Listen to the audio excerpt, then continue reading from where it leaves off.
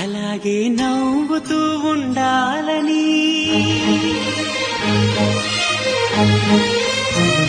అలాగే నవ్వుతూ ఉండాలని నింగి నేల వాగు వంక చెట్టు చేమ గువాగుడు ఆశీర్వదించాయి.